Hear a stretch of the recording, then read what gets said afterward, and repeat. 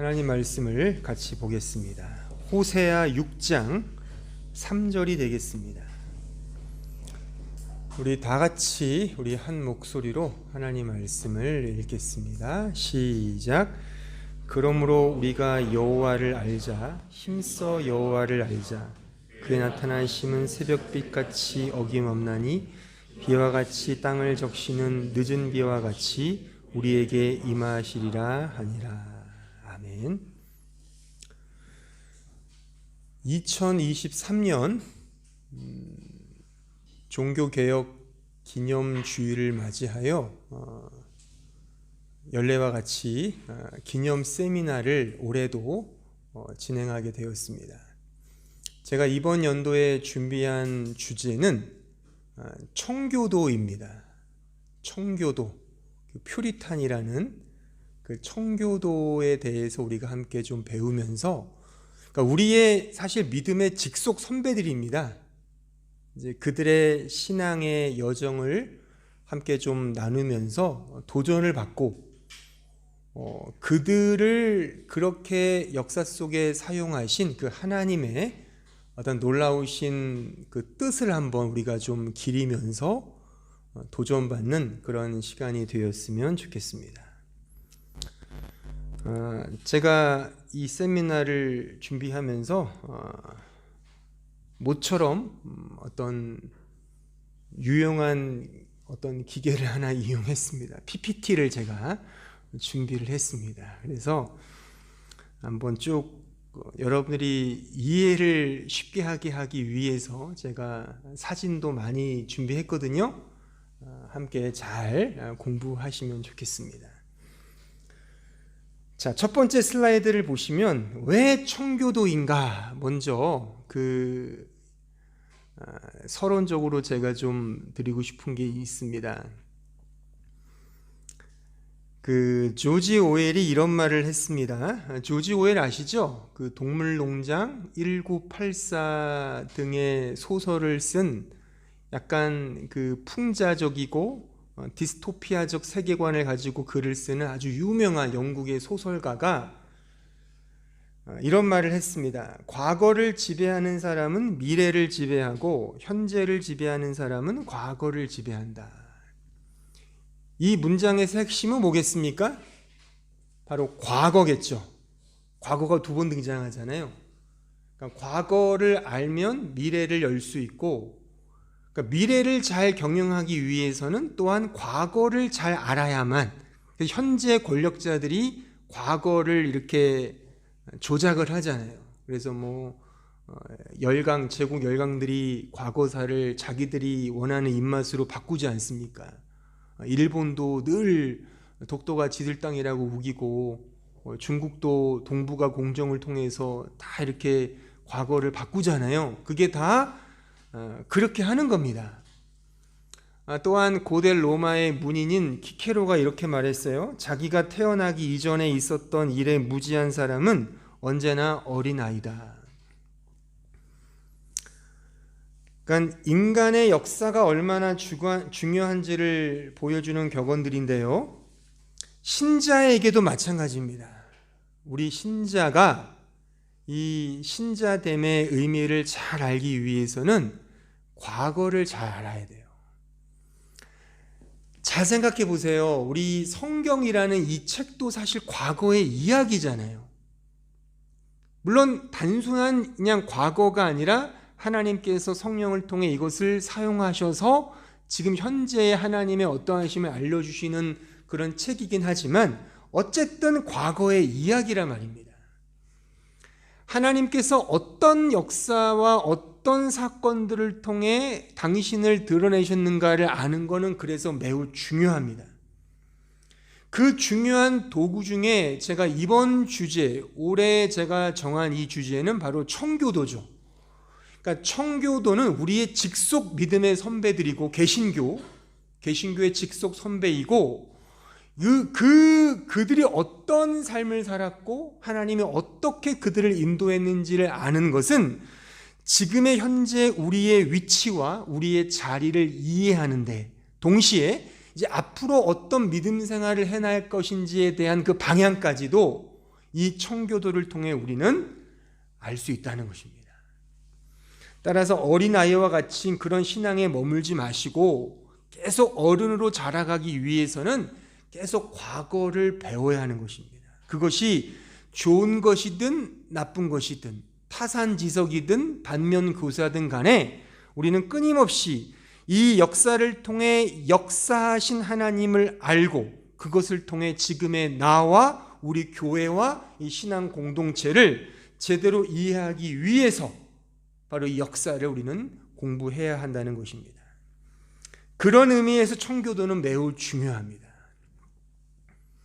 사실 제가 이제 계속 몇 주간에 걸쳐 설교를 하고 강의를 하겠지만 이 청교도는 개신교의 그냥 직속 선배거든요. 이 청교도 때에 장로교가 나왔고 그 장로교와 함께 회중교단이 나왔고 그 회중교단에서 침례교단이 나왔고 그 침례교단이 미국으로 건너가서 계속 이 전 세계의 장로교와 침례교가 이렇게 부흥을 한 거죠. 또한 18세기 청교도 가운데 그 유명한 어떤 사람이 그 원래 그 청교도인이었는데 좀 더 성령을 강조하고 조금 더 거룩함을 강조했던 사람이 존 웨슬리고 그 웨슬리가 만든 교단이 감리교잖아요. 그러니까 결국 개신교의 큰 교단 중에 장로교, 감리교, 침례교가 있는데 다 청교도의 영향을 받은 거예요. 우리 교회는 사실 초교파죠. 회칙상 초교파지만 담임 목사인 제가 장로교 목사잖아요. 그러니까 우리 교회는 장로교의 어떤 예법과 질서를 따라간단 말입니다. 그러니까 우리의 어떤 이 청교도의 선배를 우리가 아는 것은 그만큼 중요하다라고 생각을 합니다. 그런데 이 청교도를 우리가 먼저 이해하기 위해서는 그 청교도가 발생하게 된 그 배경을 먼저 알아야 되는데 그 청교도가 발생하기 전, 청교도라고 이름 짓는 사람들이 생기기 전에 그 유럽의 그 사회가 어떤 사회였습니까? 어떤 분위기였습니까? 바로 종교개혁의 시대였죠. 그 슬라이드 두 번째를 보시면 이 종교개혁이 일어납니다. 우리가 잘 아는 이 마르틴 루터가 1517년에 그 비텐베르크 성당에 95개조의 반박문을 딱 붙이면서 종교개혁의 그 포문을 열었습니다. 그리고 그 비슷한 어간에 이제 스위스 취리히에서 그 츠윙글이라는 이 개혁자가 또한 동시에 종교개혁을 함께 일으켰죠. 또한 마지막 세 번째 인물이 이제 존 칼빈이라는 사람인데 아주 날카롭게 생겼죠.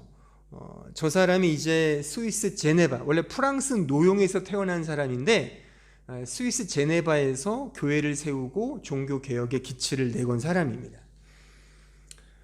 물론 요 사람들 전에 이 유럽에도 원래 있었어요. 예를 들면 영국의 존 위클리프라는 사람이라든가 윌리엄 틴델 혹은 존 후퍼 같은 사람, 또한 그 위클리프의 영향을 많이 받은 그 얀 후스, 그 체코의 그 개혁자죠.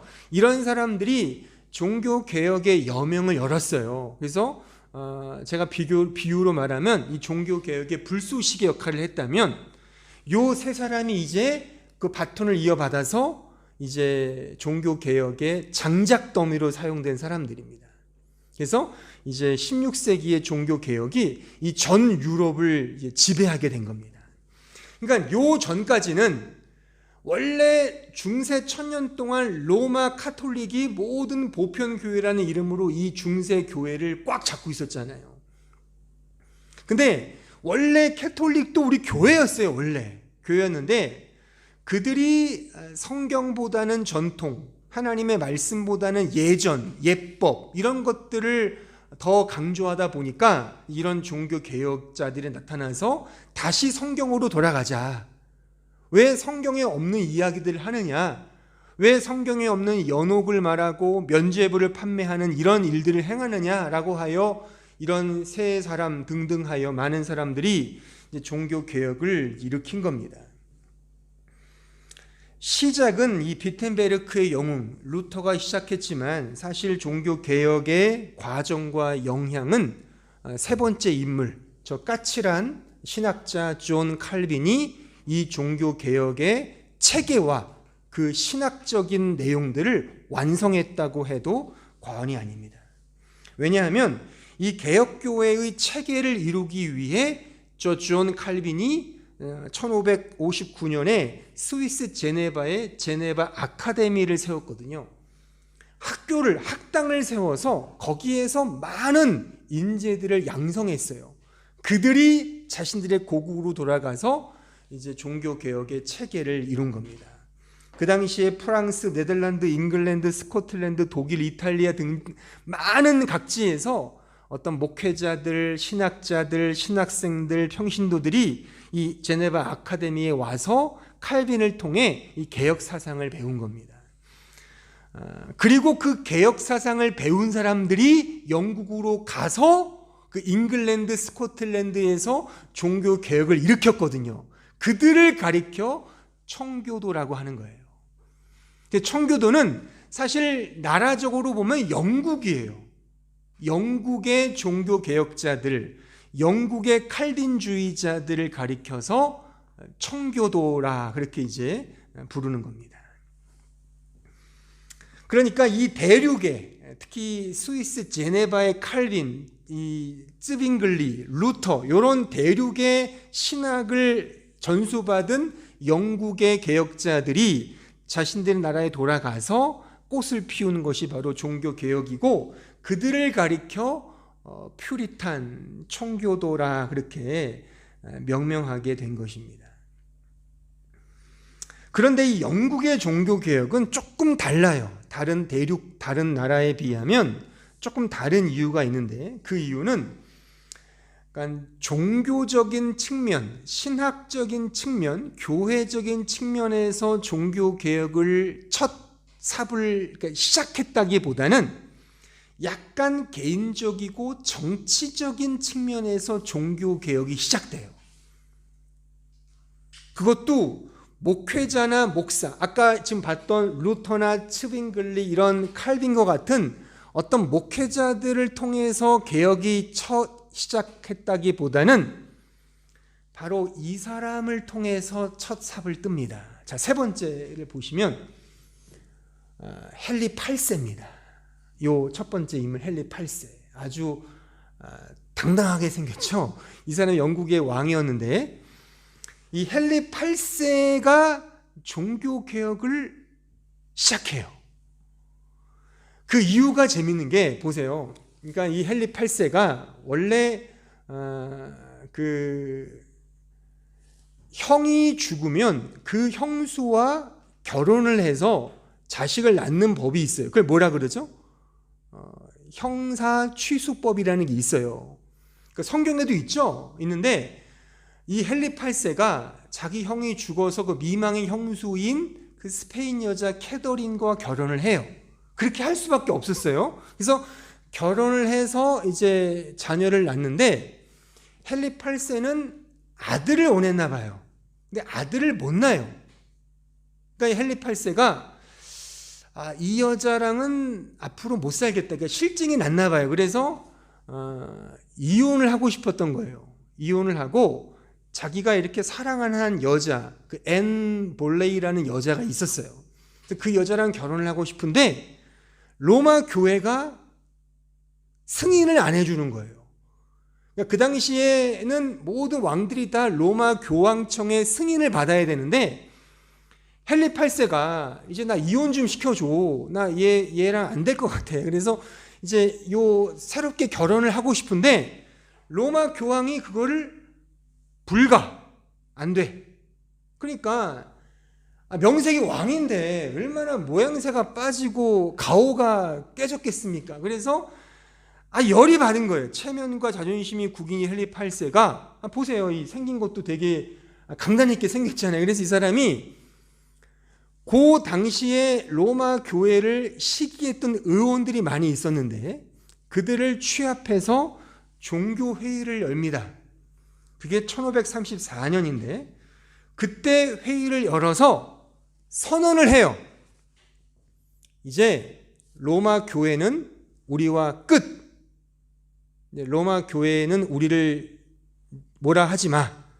우리 자체적인 교회를 만들 거야. 그래서 국교회를 세웁니다.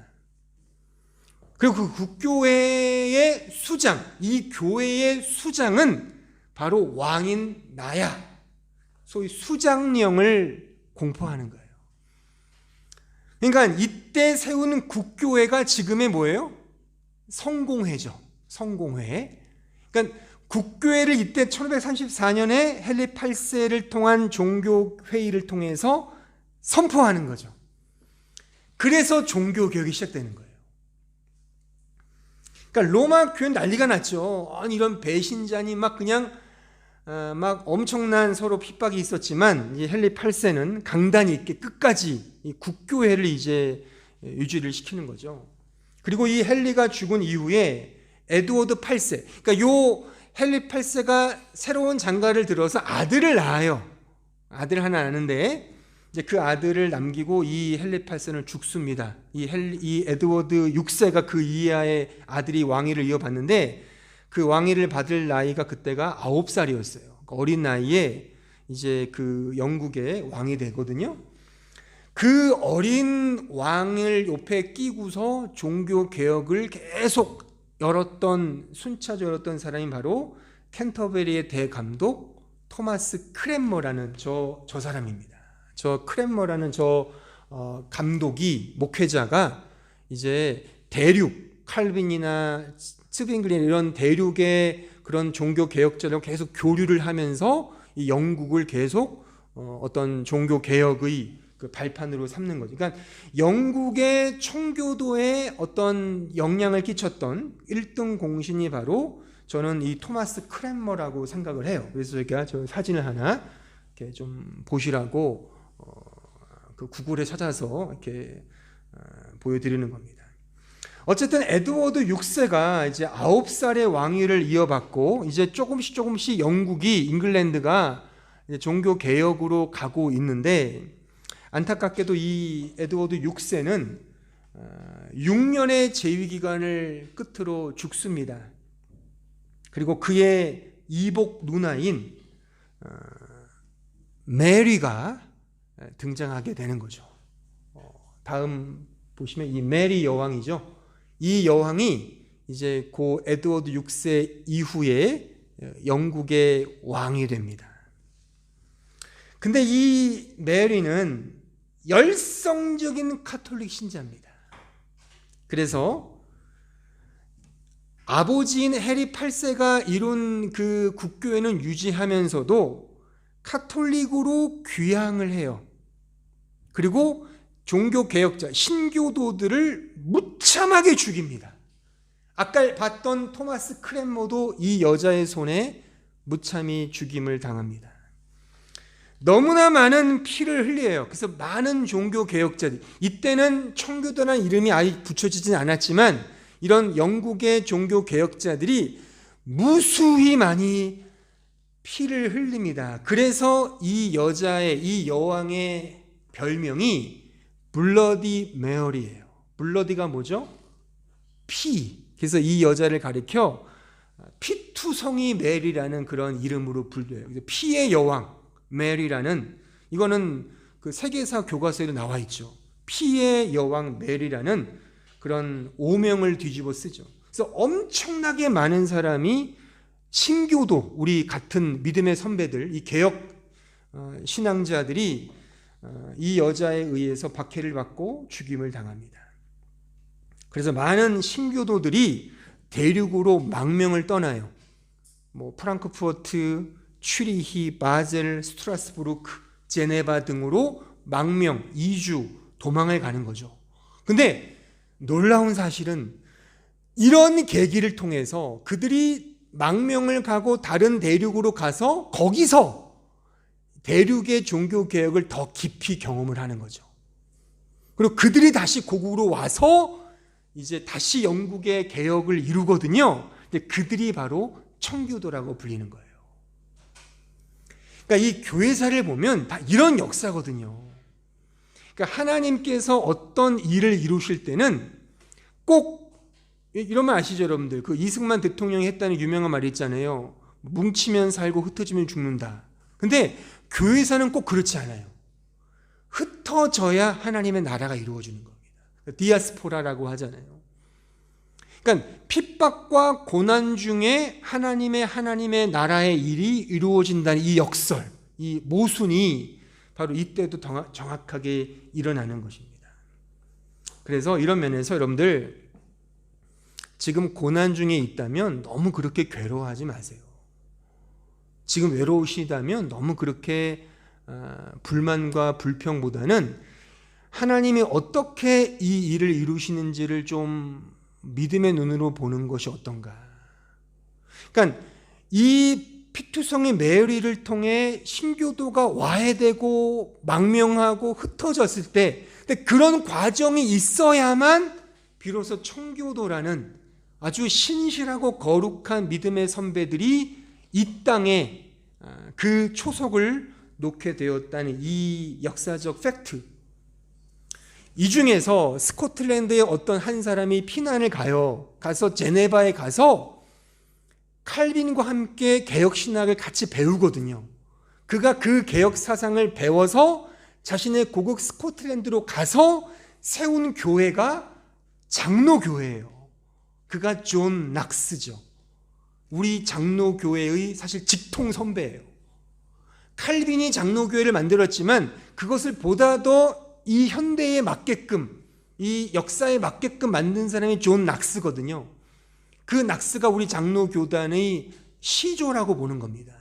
근데 그도 망명 생활을 하고 고난을 받고 고통을 당하고 그 제네바에 가서 도망 신세가 돼서 거기서 그런 신세, 그런 와싱 상담을 통해서 비로소 진정한 교회, 이 성경적인 교회를 만들 수 있었다는 이러한 역설적인 현상들. 그러니까 지금 우리가 배울 수 있는 것도 마찬가지입니다. 지금 현재 우리의 삶이 좀 녹록치 않고 힘들고 어렵더라도 이런 역사들을 통해서 반드시 하나님의 어떤 뜻이 있구나를 안다면 그렇게 너무 크게 절망하거나 불만과 불평을 가질 이유는 없다는 것이 바로 이 역사를 통해 우리가 배울 수 있는 교훈이라고 생각을 합니다.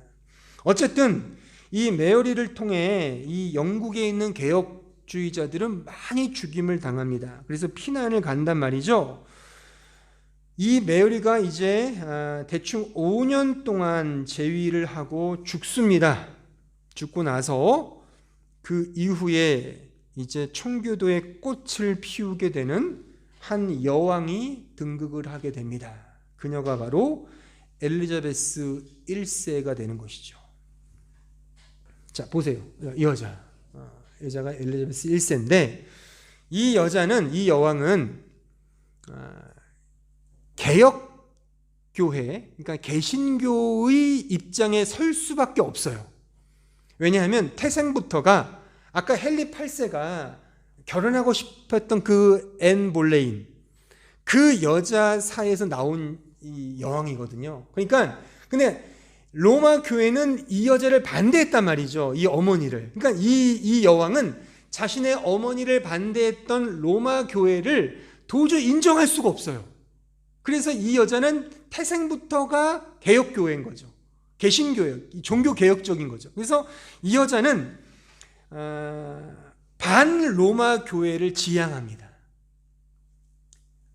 그리고 종교개혁을 선도해요. 그래서 많은 종교적 자유를 주고 또 종교개혁자들, 그래서 이 엘리자베스 여왕 치하에 소위 퓨리탄이라는 이름이 회자되게 되는 거예요. 정확히 말하면 1560년대 1562년이라고도 하는 역사책도 있는데 어쨌든 60년대 그때 퓨리탄이라는 이름이 첫 등장을 하게 되는 거예요. 이 여왕이 얼마나 반로마 교회적이었냐면 실제 1570년에 이 여자가 로마 교회로부터 파문을 당합니다. 그러니까는 보세요. 아까 그 헨리 8세가 그 1534년에 그 수장령을 공포하고 국교회를 세우잖아요. 그거는 말하자면 영국 쪽에서 로마 교회를 향해서 이혼 도장을 찍은 건데, 아직 로마 교회는 이혼 도장을 안 찍었어요. 계속 막 당근과 채찍을 주면서 너 그렇게 하다간 큰일 나, 너 벌 받아, 이러면서 막 강온으로 계속 그 영국을 막 이렇게 주리를 틀었던 그런 과정이었는데, 요 엘리자베스 1세 여왕 때 이제 로마 교회도 정식으로 이제 내가 너 여왕, 영국의 여왕을 이제 파문한다. 그리고서 이제 결단을 내는 거죠. 그 정도로 엘리자베스 1세 여왕은 반 로마 교회적으로 가서 이제 이 영국의 종교 개혁을 꽃을 피우는 그런 역할을 하는 여왕입니다. 하지만 이 여왕은 매우 영리한 여왕이었어요. 그래서 그 비아 메디아, 약간 중용적인, 약간 좀 중도적인 길을 아주 지혜롭게 잘 걸었어요. 가톨릭적 요소를 완전 배제하진 않고, 그렇다고 종교개혁적 요소도 배척하지 않는 약간 중도적인 노선을 걸은 거죠. 그래서 지금의 국교회, 성공회가 매우 이중적인 성격을 띠고 있는 겁니다. 여러분들 이번에 그 찰스 3세 대관식 보셨어요? 유튜브에서? 거기 보면 어떻게 보면 개신교 같고 어떻게 보면 캐톨릭 같죠. 말씀이나 찬양이나 이런 내용들은 개신교적 같아요. 그 신부가 나와서, 그러니까 거기 이제 목회자가 나와서, 성직자가 나와서 이렇게 이렇게 하잖아요. 그 강론도 하는 거 보면은 요소는 되게 개신교 같은데 그 형식이나 내용들은 어떻게 보면 미사랑 비슷하죠. 그러니까 국교회, 성공회가 그런 성격인 거예요. 이것이 그 엘리자베스 1세 여왕 이후부터 그것이 자리매김을 정확히 한 겁니다. 또 지금도 여전히 그 국교회의 수장은 여왕이죠. 지금은 이제 찰스 3세 킹이죠. 그래서 그 영국의 국가는 뭐예요? God bless the king이잖아요. 왕이 신이시여 우리 왕에게, 여왕에게 복을 주소서. 그러니까 그게 왜냐하면 왕이 그 교회의 수장이기 때문에 국가가 그렇게 되는 거예요. 그러니까 엘리자베스 1세가 매우 지혜롭게 적당하게 중도를 걷게 되는 거죠. 근데 이때 요 엘리자베스 1세 여왕 때 대륙으로 망명 갔던 많은 개혁자들이 다시 귀국을 하거든요. 귀국해서 정말 이 헨리 여왕이, 그 메리 여왕이 죽었으니까 이제 자유가 왔다라고 해서 종교 개혁을 꽃피우자고 했는데, 막상 보니까 이 여자도 약간 뜨뜻미지근하게 종교 개혁을 하는 거예요. 그러니까 그 당시에 종교 개혁자들이 기분이 상하는 거죠.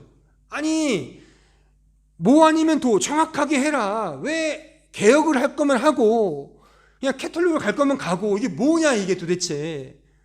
이렇게 약간 좀 명확하게 선을 그으라고 외치는 사람들이 바로 이 종교 개혁자들이었던 거죠. 근데 그러니까 이제 이 엘리자베스 여왕 쪽이나 또 캐톨릭 쪽이거나 약간 국교회적인 사람들은 그런 사람들이 보기 싫죠. 그래서 그때 너희들은 왜 이렇게 말이 많아? 이렇게 잔소리가 많아? 왜 이렇게 자꾸만 산통을 깨? 그냥 좀 적당하게 중립하고 적당하게 협력해서 그냥 하나가 되자. 왜 그렇게 분위기를 흥을 깨냐라는 식으로 그 종교 개혁자들을 약간 그런 야유와 비방적인 프레임으로 그들을 짠 거죠. 그래서 그런 말을 붙였어요. 그게 퓨리탄인 거예요. 그러니까 퓨리탄이 처음 발생하게 된 그 계기는 좋은 의미가 아니에요. 그러니까는 우리도 그런 사람 있잖아요. 이렇게 뭐 예를 들면 중국집에 갔는데, 중국집 가면 뭐 먹어야 돼요? 뭐 먹어야 돼요? 중국집 가면 볶음밥 먹어? 넌 뭐 먹어? 짜장면 먹어야지. 짜장면을 먹어야지. 원래 중국집은 짜장면이잖아요. 그죠? 근데 짜장면 주세요. 그런데 어떤 사람이 지금 혜진 자매처럼 볶음밥 주세요. 아니면 짬뽕 주세요. 그러면은 중국집은 짜장면이라니까. 짜장면 먹어. 아니, 난 짬뽕이야. 무슨 짬뽕이야. 짜장면이야. 그런데 그 중에 누군가가 그러면 서로 좀 그냥 짬짜장 먹자. 짬짜장이 있으면 중도를 해. 그럴 수 있잖아요. 중도, 중간을 가자. 이게 엘리베스 1세 여왕이었던 거예요. 근데 여기서 짜장면을 고수한, 야, 중국집은 짜장면이지. 그런 사람 보면 어떤 느낌이 들어요? 우리 자매. 되게 좀 고리타분하죠. 좀 이렇게 되게 왜 이렇게 고지식해? 왜 이렇게 꼬장을 부려? 그럴 수 있잖아요. 그렇게 이 사람들을 매도한 거예요. 그러니까 요 예는 청교도 예는 아니지만 약간 요런 맥락으로 청교도인들을 흠집을 낸 겁니다.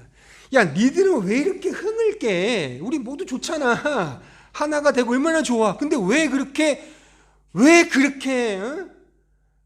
산통을 깨고 이렇게 흥을 깨고 고집스럽게 하냐? 이렇게 꼬장을 부리냐라고 하는 의미에서, 그러니까 열성적인 신교도, 지나치게 엄격하고 완고하고 흥을 깨는 부류라는 의미의 퓨리탄이라는 말을 붙여서 그 종교 개혁자들을 야유한 거예요. 비방한 거고 약간 좀 이렇게 안 좋게 가십한 거죠.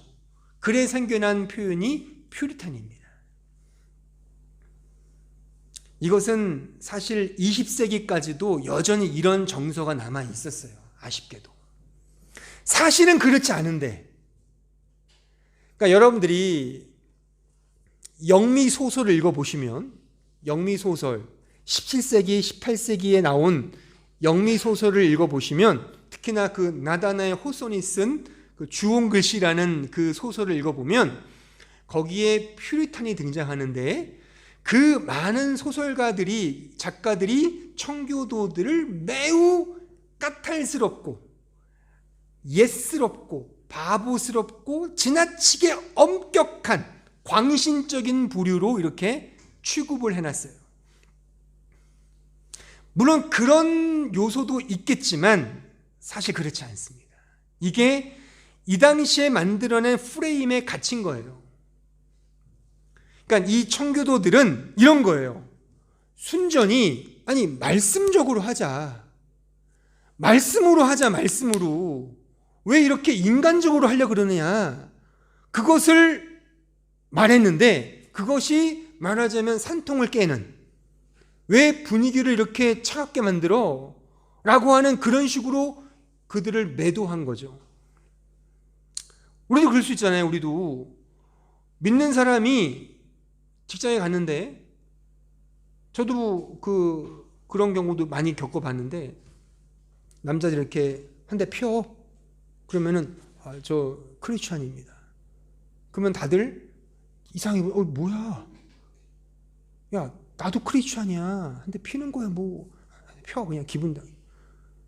회식 갔는데 2차 가자. 나는 여기까지요. 2차 가야지. 난 교회 다녀요. 뭐야? 분위기를 깨냐? 그래서 직장에서도 크리스찬을 요즘에 안 받는다면서요. 그렇잖아요. 인기가 없죠, 크리스찬은. 또 무슨 어떤 중매 사이트에도 일부러 나는 기독교인이라는 걸 안 쓴다면서요. 그걸 쓰면은 더 좋은 배우자를 놓친대요. 그거는 이제 나중에 가서 사랑에 무르익으면 나 실은 교회 다녀. 이렇게 얘기를 해야 된다는 거예요. 우리 결혼 안 하신 분들 참고하세요. 먼저 난 기독교인이라 말하면은 점수가 확 깎인대요. 그게 왜 그러냐면 인기가 없고 그만큼 산통을 깨니까. 그게 청교도라는 겁니다.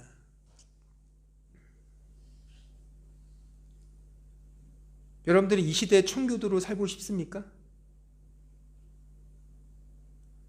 어쨌든 이들은 오직 말씀을 따라, 성경을 따라 믿음으로 살고자 했는데, 그래서 이들의 삶의 정서는 굉장히 공상적이면서도 실제적이고, 이상적이면서도 현실적이고, 목표지향적이면서도 조직적 체계를 가지고 믿음 생활을 했던 부류가 청교도들이에요. 그러니까 이러니까 굉장히 사람들에게 피해를 주는 거죠. 괴로운 거죠. 그러니까 이들을 가리켜서 이 퓨리탄, 이 프리시전이라는, 그 프리시전 아시죠? 프리사이스, 정확한 이란 뜻이잖아요. 그러니까 precision이라고 붙였대요. 이 꼼꼼한 사람들. 또 purify가 뭐죠? 정화하다잖아요. 그러니까 purified, 정화된, 굉장히 순결한, 아주 고결한 그 거룩을 추구했던. 그러니까는 이런 사람들이 있으면 좋으세요? 여러분들이 즐기는 공동체에 이런 purified한 사람이 있다면 귀찮죠? 같이 좀 즐겨야 되는데 그걸 못 즐기게 하는 누군가가 이건 아니지 않습니까? 라고 말하면 피곤하네. 이게 바로 퓨리탄인 겁니다. 또한 프레스버티어리언, 장로교. 그러니까 이런 청교도 중에 장로교도가 많았거든요. 그래서 3P라고 해요. Precision, 또한 Purified, 또한 Presbyterian. 그래서 3P. 그래서 이 P에 관련되어서 이 퓨리탄이라는 단어가 생겼다라는 그런 유래도 있습니다. 어쨌든 까탈스럽고 고지식하고 옛스러운, 바보스러운, 지나치게 꼼꼼한, 엄격한, 극단적인, 광신적인 교도들을 가리켜서 퓨리탄이라는 이 이름이 1560년대에 이제 등장하게 된 겁니다. 좋은 의도가 아니었던 겁니다. 엘리자베스 1세의 기간이 이제 1603년에 막을 내리고 그 이후에 등장한 왕이 제임스 1세입니다. 제임스 1세. 이 사람이 제임스 1세입니다. 이 사람은 칼빈주의 배경하에 자라났기 때문에 그 당시에 청교도들은 이제 엘리자베스 1세 이후에 이제 더 완숙한 종교 개혁을 이룰 것이라고 기대를 했는데 그 기대는 산산이 조각이 나고 이 제임스 1세란 이 사람은 칼빈주의 아래에서 교육을 받았지만 아주 무슨 운명의 장난인지 모르겠지만 이 사람은 칼빈주의야말로 가장 고약한 사상이라고 생각을 하고 철저히 배격을 했어요. 근데 그도 그럴 것이 보세요. 원래 칼빈주의, 청교도 사상은 복음 아래, 믿음 아래 우리 모두가 다 평등하다는 거잖아요, 결국에는. 그러면은 가장 싫어하는 사람은 귀족들, 왕은 싫어하겠죠. 그러니까 이 제임스 1세는 아주 고약한 사상이라고 치부하면서 이 칼빈주의, 청교도를 은연중에 압박하기 시작합니다. 물론 그렇다고 해서 메리 여왕처럼, 피의 여왕 메리처럼 죽이진 않았어요. 죽이는 건 좀 덜했지만 어마어마한 벌금과 세금을 물리면서 목회자들의 밥줄을 끊어놓기 시작을 합니다. 다시 헨리가 세웠던, 엘리자베스가 세웠던 그 중용적인 것보다 더욱 국교회, 권위 있는 국교회를 강화시키는 쪽으로 이 종교 개혁을 몰고 가는 거죠. 이제 이때부터 조금씩 청교도들이 괴롭고 힘들어서 이제 하나님의 나라를 찾아서 순례자의 길을 걸어가야지 않을까라는 생각을 하게 된 겁니다. 그것이 1620년부터 조금씩 그렇게 순례자, 필그림이라고 하죠. 그 필그림, 순례자의 길을 걷게 되는 것입니다. 그게 바로 그 메이플라워의 배를 타고 대서양을 건너서 뉴 잉글랜드, 그 아메리카, 미국으로 가는 그런 청교도들이 이제 생겨나게 된 겁니다. 그러니까 1960년대부터 영국의 그런 분리주의자, 그 청교도들은 지금 그림에서 보는 바와 같이 이제 새로운 신대륙을 향해, 그러니까 영국 서쪽에 보면 플리머스라는 항구가 있어요. 항구 도시. 거기서 배를 타고 대서양을 건너서 신대륙, 그러니까 지금의 매사추세츠 그쪽, 그러니까 보스턴보다 약간 밑에 있는 그곳을 플리머스라고 붙이는데 그곳으로 다들 이제 이전하게 되는 겁니다. 신대륙을 향해 당시의 장로교파, 침례교파, 독립교단 등의 수많은 청교도들이 미국으로 이주를 하게 되는 거죠. 이것을 가리켜서 필그림, 순례자들이라고 그렇게 불리는 겁니다. 그래서 이제 미국을 거쳐서 이 장로교, 침례교는 전 세계의 교단이 되는 거죠. 그 미국의 선교사들이 나중에 우리나라에도 복음을 들고 이제 언더우드 선교사가 오는 거잖아요. 언더우드 선교사가 이제 우리나라에 와서 뭐 연대도 세우고 병원도 세우고 그런 거잖아요. 이렇게. 그러니까 그런 식의 그 세계 종교로 확산하는데 또 청교도들이 미국으로 건너가서 이런 수순을 거치게 되는 겁니다. 제임스 1세 때 하지만 한 가지 좋은 점은 있었어요. 한 가지 좋은 점은 뭐냐면 제임스 1세가 한 유일한, 제가 생각하기에 가장 좋은 어떤 공덕이라면 이 사람의 기독교 성경 번역을 해요. 이 사람이 한 게 아니라 이 사람이 이렇게 지원을 했겠죠. 그래서 당시에도 뭐 아까 말했던 존 위클리프나 윌리엄 틴데일도 성경을, 그러니까 영어 성경으로 성경을 번역을 했는데 이 제임스 1세 때 아주 거의 권위 있는 영어 성경을 번역을 해요. 그게 바로 킹 제임스 버전이라고 그러죠. 흠정역. 그래서 그 번역 1611년에 그 흠정역 킹 제임스 버전을 출판하게 됩니다. 그래서 거의 영어 성경으로는 가장 오류가 없는 뭐 그런 성경에서 흠정역이라 그러잖아요. 어쨌든 그런 킹 제임스 버전을 출간하는 일에 공을 세웁니다. 이 제임스 1세가. 하지만 청교도들에게 있어서는 매우 애매한 상황이었죠. 그래서 많이들 이 1620년부터 이제 미국을 향해, 이제 신대륙을 향해 이주하는 그런 필그림의 개척 시대가 바로 열리게 되는 겁니다. 1625년에 이제 제임스 1세는 죽습니다. 죽고 그의 바톤을 이어받아서 찰스 1세가 이제 등극을 하는데 이 사람은 더욱 무자비하게 박해를 해요. 왕권 신수설에 머금가는 그런 왕권을 강화하고 국교회를 강화하여 모든 자유로운 종교를 억압을 해요. 자유종교, 자유기독교, 청교도를 억압을 합니다. 이때 뉴 잉글랜드를 향해, 그 플리머스를 향해 가는 사람들이 대략 2만 명 가까이 대서양을 건넜다는 그런 기록도 있습니다. 이 찰스 1세는 좀 무자비했던 이유는 그 제임스 1세가 하지 않았던 예배의 일치를 이루려고 해요. 그러니까 예배의 모든 형식을 일치시켜야 된다는 식으로 그렇게 그 법을 정해서 그렇게 막 강하게 밀어붙이거든요. 그래서 엄청난 청교도들의 탄압이 이어집니다. 하지만 그때 청교도들은 물러설 수 없다는 각오를 가지고 거세게 항의합니다.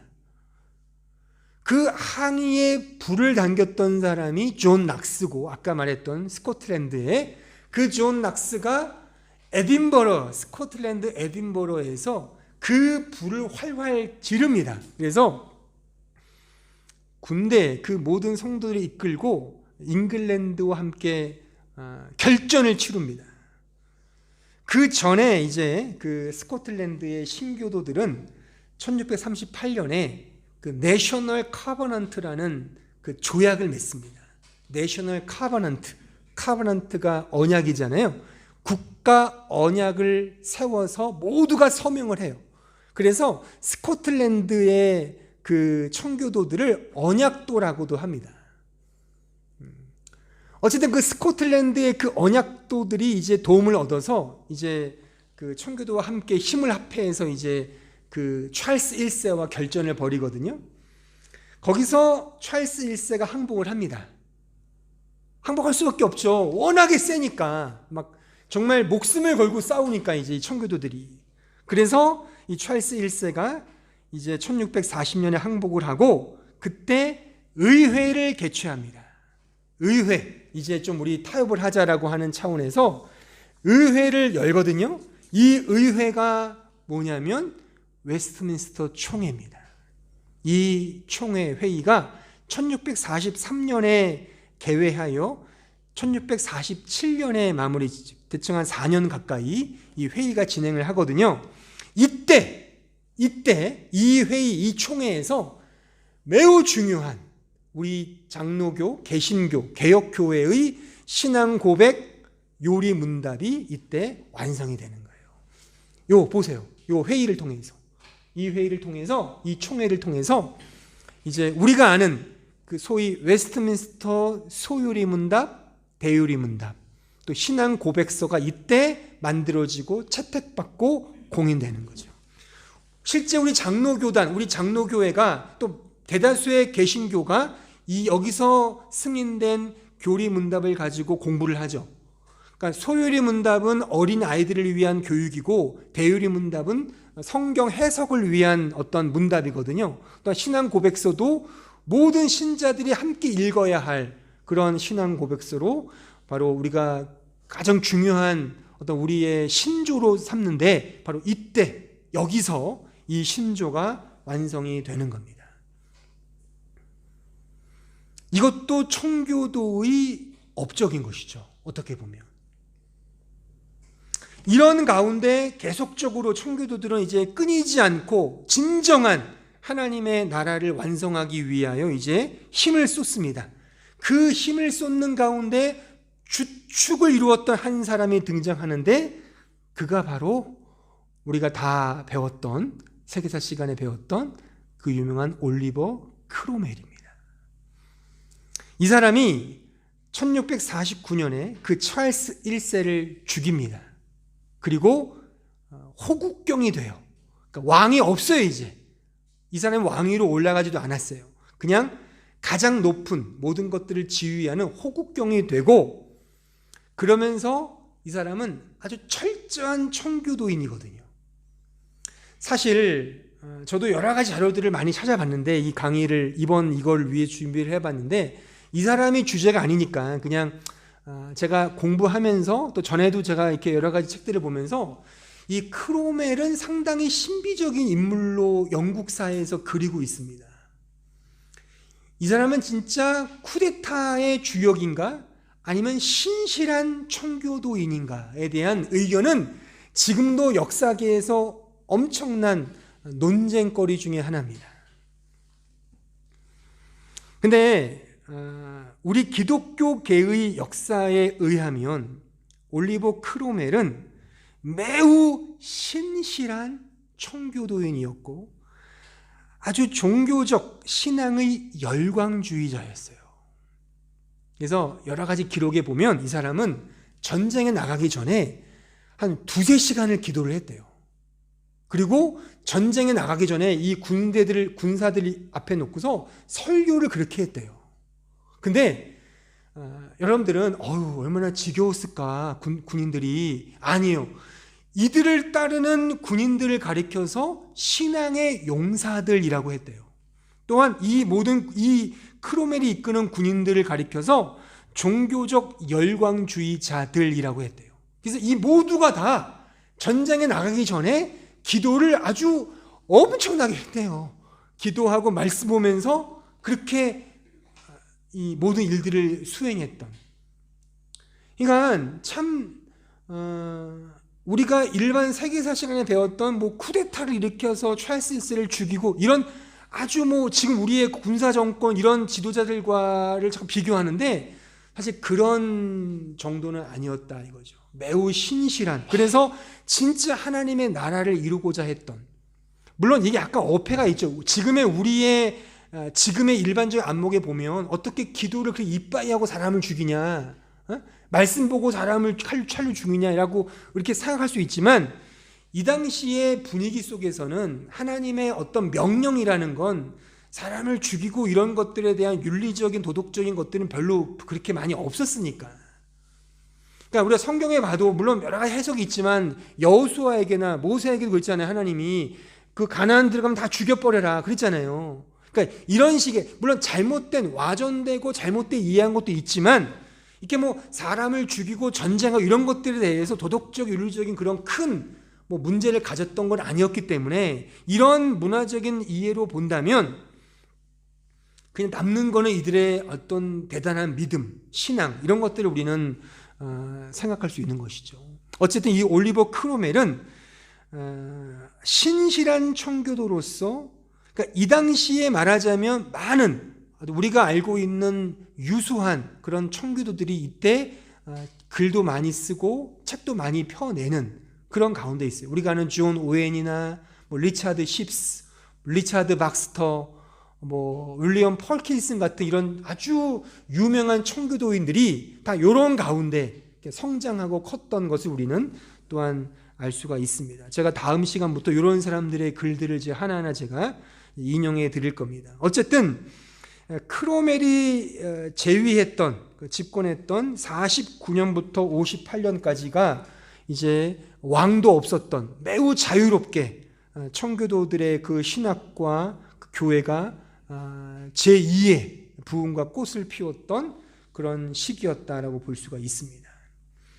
하지만 이 사람도 결국 죽고 그의 아들이 호국경이 되지만 그의 아들은 그렇게 크게 영향을 끼치지 못했습니다. 그래서 다시 왕위가 복원됩니다.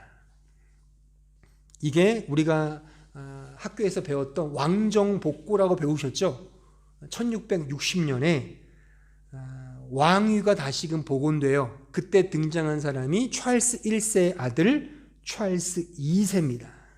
지금의 왕은 찰스 3세죠. 그러니까 찰스 2세가 이때 등장을 하는 거죠.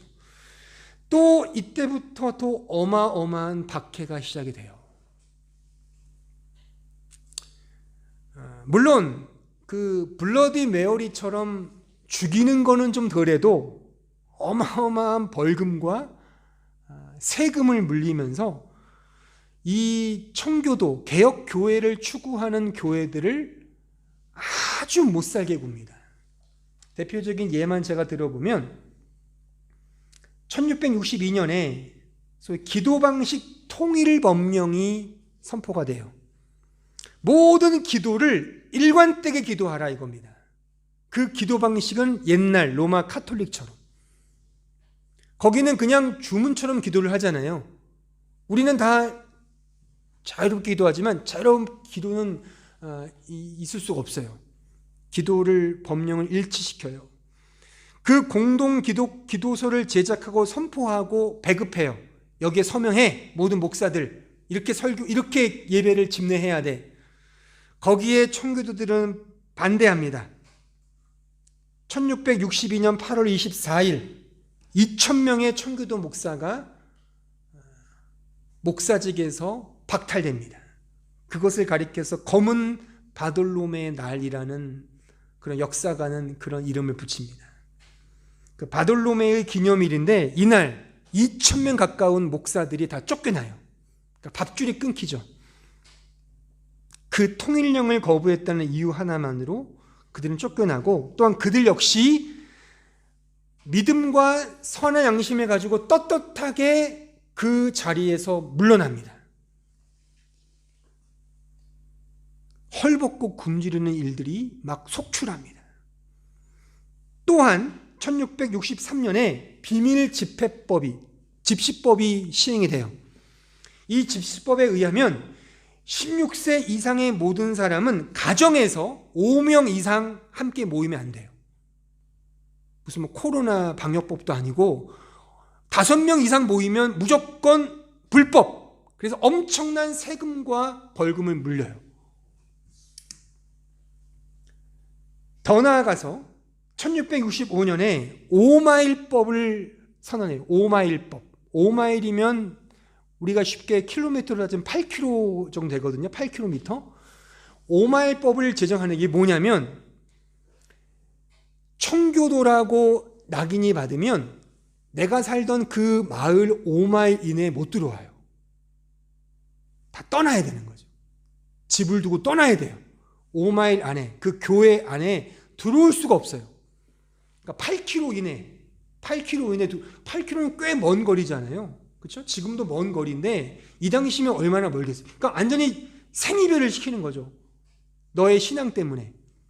근데 수많은 청교도 목사들과 성도들은 이런 고난을 감내합니다. 투옥을 받고 벌금을 물고 생계를 잃고 그 어떠한 수모와 그런 고난을 겪어도 이들은 아랑곳하지 않고 꿋꿋하게 신앙의 절개를 지킨단 말이에요. 대단하지 않습니까? 근데 그 기록들을 제가 하나하나 읽어봤는데 사실 지금 우리의 눈으로 보면 별거 아니에요.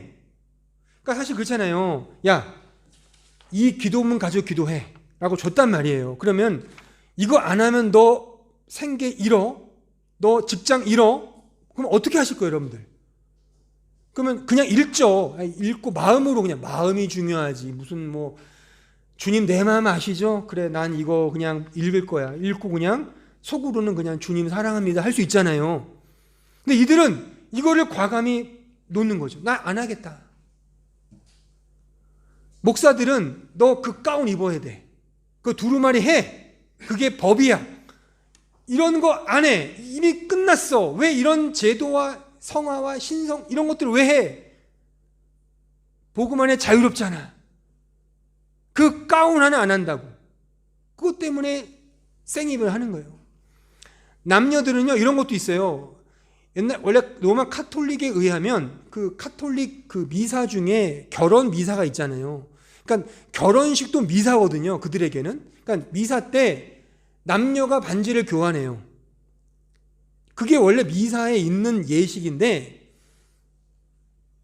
그 청교도들은 그걸 거부했어요. 이거는 미사의 잔재다. 거부했단 말이죠. 그러니까 결혼할 때 청교도 성도들, 청교도 청장년들은 반지를 교환 안 했어요. 지금은 다 반지 교환하죠. 저도 했어요. 근데 그거는 청교도랑 상관이 없죠. 어차피 하는 풍습이니까. 근데 이때는 미사라는 이름으로 안 했단 말이에요. 근데 이거를 안 한다는 이유로 제재를 받고 벌금을 물고 투옥당하는 일이 번번했단 말이죠. 빈번했단 말이죠. 그러니까 별거 아니잖아요. 할 수 있잖아요. 그냥요. 근데 그것을 과감히 안 하는 거예요. 왜요? 말씀에 없으니까. 이것 때문에 어마어마한 벌금을 물고 세금을 물고 투옥당하는 일들이 있었지만 이들은 그 신앙의 절개를 지켰다는 겁니다. 이들이 청교도입니다. 드디어 진정한 자유가 옵니다. 찰스 2세가 어쨌든 그 대세에 못 이겨서 1672년에 1차 그 Declaration of Indulgence라는 신교 자유령을 선언해요. 그리고 제임스 2세, 찰스 2세 다음의 왕이 제임스 2세인데 이 사람이 1687년에 제2차 신교 자유령을 내립니다. 그리고 1688년 배우셨죠? 이때 뭐가 일어납니까? 명예혁명이 일어나죠. 그래서 진정한 영국에서의 자유가 향유되게 되는 것이죠. 근데 이 명예혁명은 왜 명예혁명이냐면 우리가 배울 때 이렇게 배웠잖아요. 피 흘림이 없이 그 왕위가 잘 그 이양되었다라고 하여 그 명예적으로 바뀌었다 그래서 명예혁명이라 하거든요. 그러니까 제임스 2세에서 윌리엄 3세로 이제 그 왕위가 명예적으로 이전되잖아요. 그래서 명예혁명인데 사실은 그 이후에 또한 그 배후에는 어마어마한 청교도들의 고난과 갖은 핍박과 피와 그 고통이 있었다는 사실을 우리는 알 수가 있는 것입니다. 또한 이러한 고통과 고난 속에서 아까 제가 언급했던 존 오웬이나 윌리엄 펄킨슨이나 이런 리차드 막스터 같은 이런 탁월한 청교도들이 그런 고난과 압제 속에서도 글을 쓰고 설교를 못하니까 글을 쓸 수밖에 없는 거잖아요. 그래서 청교도들에 있어서 문헌이 그렇게 방대한 겁니다. 설교를 못해요. 설교권이 중지됐기 때문에 그들은 오직 글을 써서 하나님의 복음을 전할 수밖에 없었거든요. 그래서 이 청교도 문헌이 어마어마하게 많습니다. 진정한 자유를 얻었지만 그 배후에 어마어마한 핍박과 고난이 있었음을 우리는 알 수가 있는 것이죠. 따라서 오늘의 결론, 청교도는 누구인가?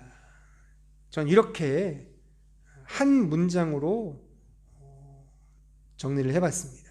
또한 이것을 통해서 다음 주부터 요 문장의 내용들을 이제 하나하나 우리가 한 2, 3주에 걸쳐서 배우게 되겠는데, 청교도는 오직 하나님의 말씀을 따라, 이게 중요해요. 오직 말씀을 따라 자신을 끊임없이 실존적으로 성찰하고, 이것도 중요해요. 성찰하는 거예요. 자신의 죄인됨을 끊임없이 성찰했어요. 끊임없이. 그래서 정신박약자라는 오명도 받았어요. 계속 막 죽상을 쓰면서 난 정말 죄인이야. 이렇게 살면 난 죄인이야. 정말 짐승과 같아. 이런 말 하니까, 야, 넌 왜 이렇게 맨날 죽상을 쓰냐? 넌 정신이 약해서 그렇게 되겠냐? 이런 식의 오명을 받은 거예요. 그러니까 아주 끊임없이 성찰하는 거예요. 말씀을 통해서. 또한 동시에 실제적으로 생활한 거룩한 사람들이었어요. 또한 이들을 칼빈주의자라고도 말하는 겁니다. 그냥 뜬구름 넣는 거 없어요. 철저한 구체적이고 실제적으로 생활을 했어요. 그래서 이 청교도를 통해서 민주주의의 꽃이 피우게 된 겁니다. 사실 의회 정치라는 것도 사실 이런 청교도들을 통해서 아주 구체적으로. 그래서 왜 이 유럽의 복지가 잘 된 줄 아십니까? 이런 영향이 있어요. 야, 복지 뭐 가난한 사람 구체적으로 말해. 어떻게 할 거야? 어떻게 그들을 도울 거야? 세금을 많이 걷자. 그렇게 되는 거예요. 그래서 세금 없이 뭐 하자. 이게 말이 되겠어요, 이게? 여기는 어마어마한 세금을 물리잖아요. 우리 일하는 분 알잖아요. 세금 많이 뜯기시죠? 그렇잖아요. 근데 그게 청교도 때문에 그래요. 억울하면 이들을 욕하십시오. 이게 이런 전통이 된 거예요. 이런 식의 사고방식. 철저하고 실제적이고 실증적이고 실제적으로. 그러니까 사랑 어떻게 할 겁니까? 맨날 사랑 하는데 그 사랑은 구호만 해. 사랑합시다. 어떻게 할 거예요? 그게 우리식이잖아요. 뭐 하자 말만 앞서고 어떻게 할 건데? 청교도는 아주 세밀하게, 그래서 요리문답을 만든 거예요. 철저하게. 복음 말씀 이걸 철저하게. 그래서 매우 체계적이에요. 그래서 설교가 길어요. 이걸 하나하나 체계적으로 설명하려니까. 그냥 덮어놓고 믿으세요. 아멘. 할렐루야. 아멘. 이게 아니라 왜 아멘이 나올 수밖에 없는지를 서론, 본론, 결론, 기승전결을 통해 하나하나 깨알같이 설명하는 거예요. 그러니까 기록에 의하면 2-3시간은 그 기본이에요. 청교도 설교는. 근데 설교를 그렇게 했다는 거 대단하지만 그거를 앉아 들었던 성도들이 대단하죠. 그거를 어떻게 듣고서 말이죠. 전혀 뭐 기록에 의한 거니까 그게 뭐 맞는지 모르겠지만 조는 사람 없이. 지금 1시간 넘으면 난리 나죠. 그렇잖아요. 그러니까 저도 긴 이유가 뭔지 아시겠죠. 약간 이 전통에 의해서 우리의 개혁교회 선배들이 했던 것에 저는 반의 반도 안 되는 겁니다. 그래서 어쨌든 간에 이들은 철저하게 실제적으로 생활했던 정말 거룩한 사람들이었어요. 말만 거룩이 아니라 진짜 양심에 비추어서 양심에 비추어 어떠한 거짓말도 하지 않으려고 하는 애쓰는. 그리고 이러한 것들에 제가 결론적으로 또 추가로 말씀드리고 싶은 것은 이 청교도들을 딱 2 단어로만 명명한다면 바로 말씀과 고난이다. 그렇게 말하고 싶어요. 이들은 정말 말씀적인 사람들이었고, 이 부분을 다음 주부터 제가 이제 강의를 할 것이고, 동시에 고난이었어요. 실제 그 청교도들이 이루었던 업적이 큰데 그 업적을 이들이 따먹은 건 전혀 없습니다. 이들은 고난만 받고 그냥 죽임을 당하는 것으로 그들의 역할을 다한 거예요. 그리고 청교도라는 이름이 그 자체, 그 17세기, 18세기부터는 영미사회의 청교도는 아까 말했잖아요. 굉장히 아주 흥을 깨는 사람이라고 프레임을 받아가지고 야, 이 퓨리탄, 야, 너 혹시 청교도 아니야? 라고 하는 건 좋은 의도가 아니었기 때문에 이런 말 자체가 사장이 되는 거죠. 그래서 이들의 삶 자체는 늘 고난의 연속이었습니다. 브리튼 섬의 잉글랜드에서도 대서양을 건넌 저 뉴 잉글랜드에서도 청교도들의 가시적 열매는 그들이 따먹질 못했어요.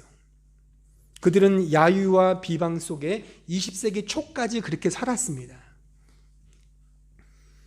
그들은 그렇게 고난으로 점철된 믿음의 길을 걸었던 것입니다. 왜요? 이게 중요해요. 왜요? 왜 고난을 달게 받았습니까? 오직 말씀을 따르기 위해서. 이들이 진정한 칼빈주의자고 진정한 개신교, 장로교도, 침례교도, 감리교도인 거예요. 그 감리교에서 나중에 더 성령을 강조하고 더 오순절, 이런 오순절 강림을 강조한 교단이 순복음이잖아요. 그러니까 요 교단이 대표적 교단이잖아요. 그러니까 다 청교도의 영향을 받은 겁니다. 근데 이들은 고난의 삶을 살았어요. 그럼 저는 이렇게 마지막으로 묻고 싶은 겁니다. 과연 여러분들은 말씀으로 현재 고난을 받고 계십니까?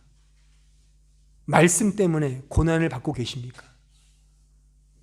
사서 고생 말고 말씀 때문에, 말씀을 지키기 위해서 어떤 식으로든 고난을 경험하고 있다면 여러분들이 청교도입니다.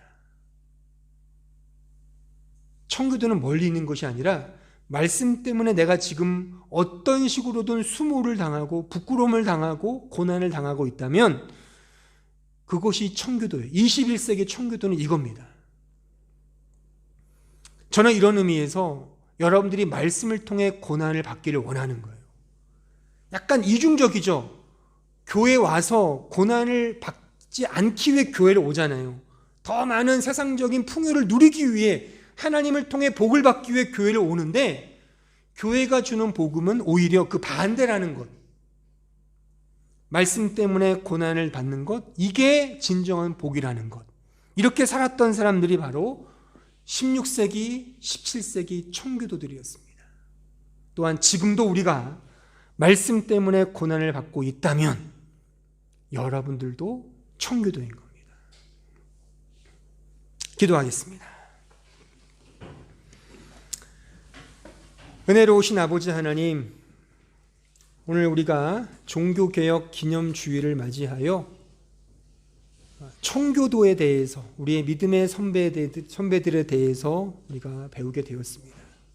하나님, 이들은 정말 항상 여호와를 알자, 하나님의 말씀을 통하여 하나님을 더 알고자 했던, 그 하나님을 따르고자 했던 자들임을 우리가 오늘 확인했습니다. 역사적인 이 서술을 통하여 정말 말로 형언할 수 없는 수많은 고통과 고난 속에서도 신앙의 절개를 지키며, 정말 별거 아닌 것이지만 그것이 하나님의 뜻에 맞는 것이라면 목숨을 내던지면서 그 말씀대로 살고자 노력했던, 분투했던 그 청교도들을 우리가 오늘 이 시간에 확인했습니다. 하나님, 저희들 부족하지만 이 청교도의 삶을 또한 같이 향유하며 살고자 합니다. 그러기 위해 필연적으로 고난이 온다는 사실을 또한 확인했사오니 우리가 말씀 때문에 받는 고난과 어려움을 기쁜 마음으로 정말 감내하면서 늘 날마다 나 자신을 부인하며 십자가를 지고 주님을 쫓아가는 주님의 참된 제자요, 참된 신자요, 성도요, 청교도의 삶을 살아가는 저희들 될 수 있도록 은혜를 베풀어 주시옵소서. 예수님의 이름으로 기도하옵나이다. 아멘.